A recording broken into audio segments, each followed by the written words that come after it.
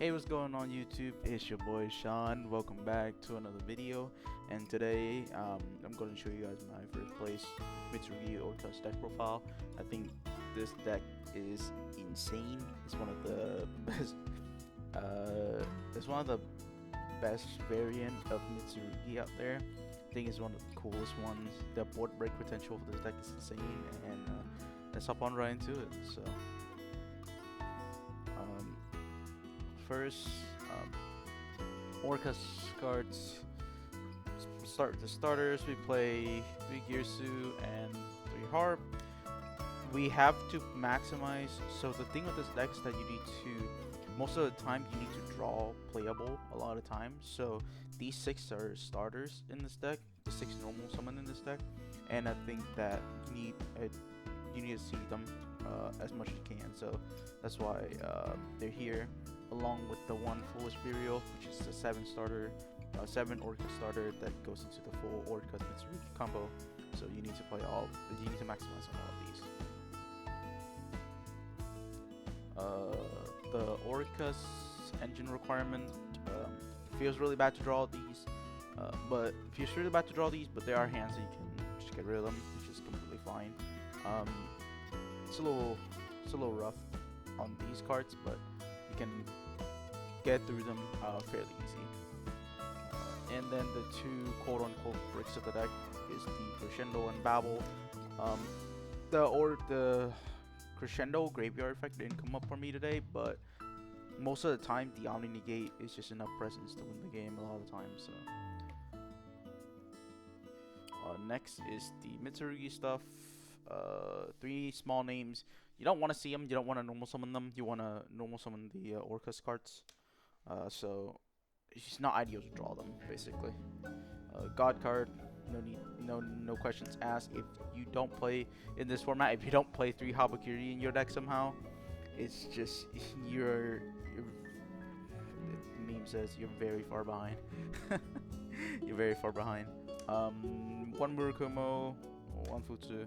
I decided to play the Futsu because of the grind game that it provides. It also provides the extra body.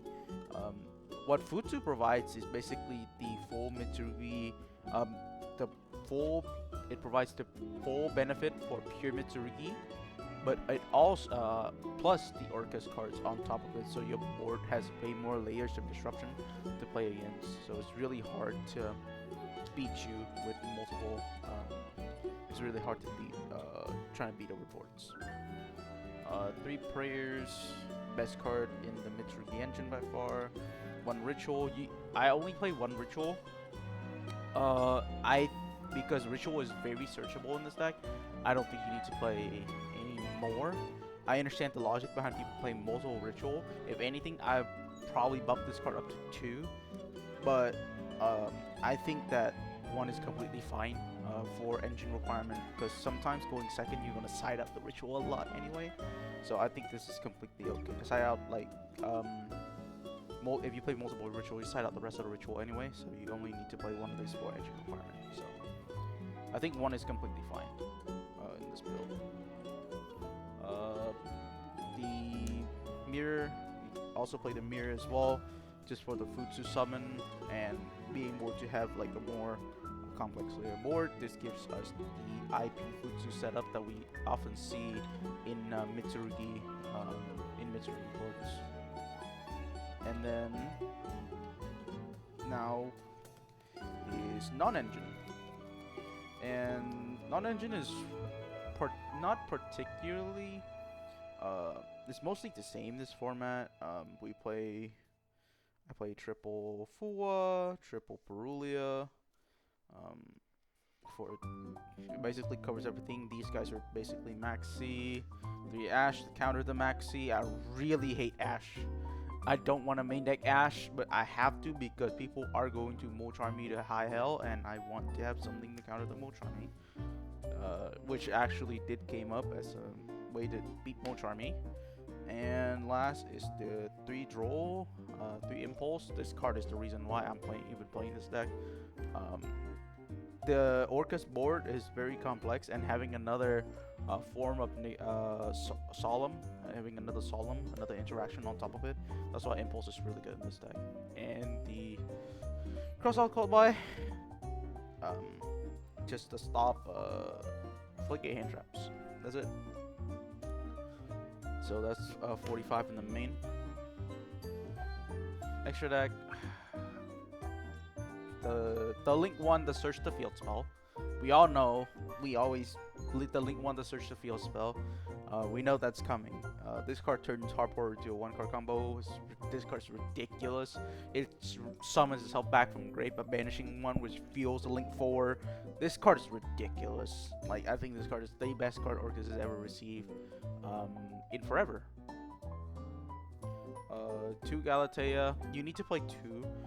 Because of the grind game situation, where sometimes after you use one, you're gonna make the other. It comes up a lot of situation where you're gonna need both of them. Long Girsu just for link climbing and board breaking alone, because a lot of people are playing very carelessly because no one's playing Animo right now. So there's a lot of zones that this can hit. So you can hit the top 2 zones and these middle 2. So the best zone to put is probably the one to the left, closest to your extra deck here, and that's basically the best zone to place your best monster if you don't want to get hit by Long Girsu. But Long Girsu punishes a lot of bad zone placement for sure. And Low Girsu, this card's insane. It says Snatch Steal without targeting. Big Eye says it targets, but this one it doesn't target, and you can still swing with it, which is ridiculous. Also, recycle back your Orcust cards that's banished, which is even crazier. So you have like basically infinite grind game with this deck. Tooting.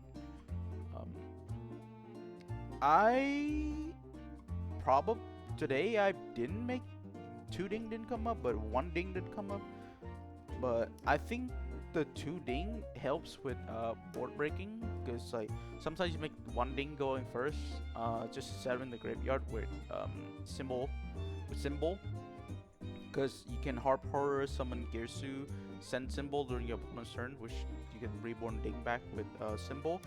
But also the second ding is for the board breaker, but I don't think that you need the second ding.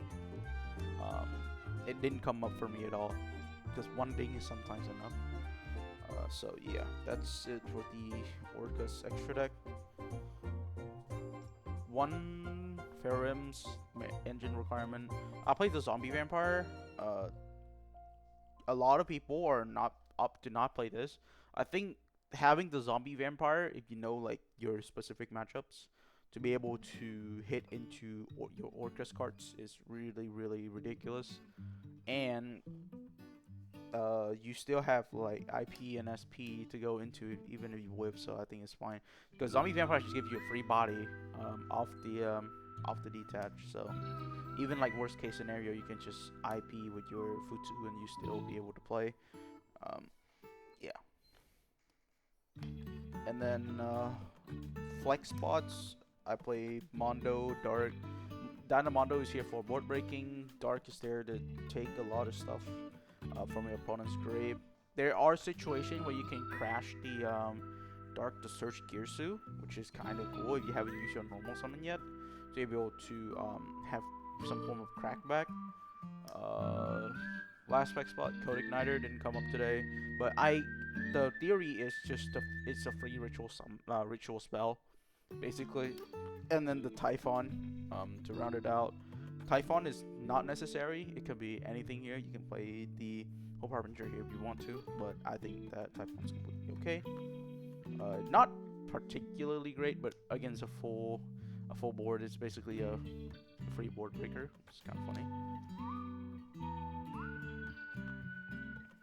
An extra sideboard, same old Lancia. You need something for Malice, and now for Bestial, I play 4 Bestial here. So Bestial is really broken against Mitsurugi, especially a card named Baldrake. It says Tribute on there. So it's also trigger Mitsurugi cards, which is ridiculous. I like playing 4 Bistio a lot. Uh, Potentially I could change this Druid Swarm to another Baldric because Baldric is by far the best Bistio this format. Um, to pair along with the Mitsurugi card. So maybe one Magnum for 3 Baldric is completely fine. Just because it's just ridiculous. To be able to beat Mitsurugi with these cards for sure. Uh, Back row removal, a way to play around, a way to beat Solemn or bait out Solemn. I think that having a way to get rid of back row, get rid of cross, even against the Orcust mirror, get rid of one of the Omni gates is extremely useful to be able to get rid of those. And going first cards. These are going first cards. Talent. I don't side in talents that often going second, but it it has application for going second. I get it, but a lot of people are more aware of the talent, so that's why I play talent going first mostly. Just so like when their opponent like hand trap like ash me, the talent is see there, and the 4 cards to go first with. That's basically it. So that's it for the deck profile. I hope you guys enjoy. Let me know in the comments down below if you want to see anything you see in Battles of Legend, Monster Mayhem. And I'll see you guys next time. Peace.